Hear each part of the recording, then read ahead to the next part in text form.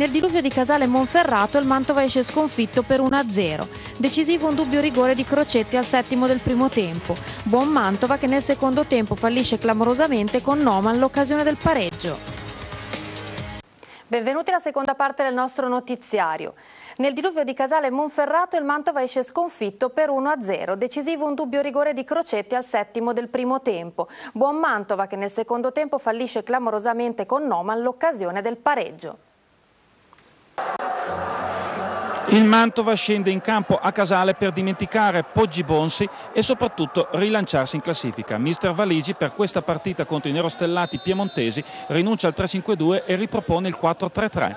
Dopo soli 5 minuti la partita si sblocca. C'è un fallo di Pettarin su un avversario, calcio di rigore. Sul dischetto si presenta Crocetti, ci sono delle proteste da parte dei giocatori del Mantova, rigore molto dubbio, tira Crocetti e Bellodi spiazzato, 1-0 per il Casale.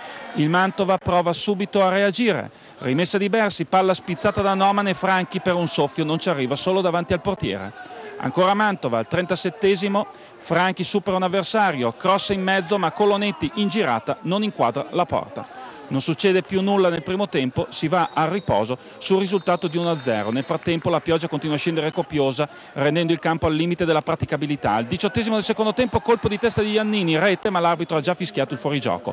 Il Mantova risponde con Franchi che si accentra ma calcia alto sopra la traversa. Ancora Mantova, Franchi crossa, la palla viene controllata da Spinale, Manuel mette in mezzo e Noman viene stoppato da Vignati a un passo dalla porta. Buona occasione per il Mantova, ma un minuto dopo Fonte a terra Iannini narra, l'arbitro decide di far proseguire.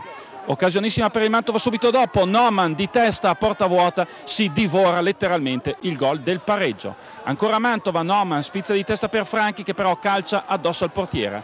È l'ultima grossa occasione per il Mantova, nel finale occasione per il 2-0 per il Casale con Siega che calcia a lato e poi in pieno recupero un altro contropiede, Siega per Crocetti che prende la mira ma poi calcia addosso a Bellodi.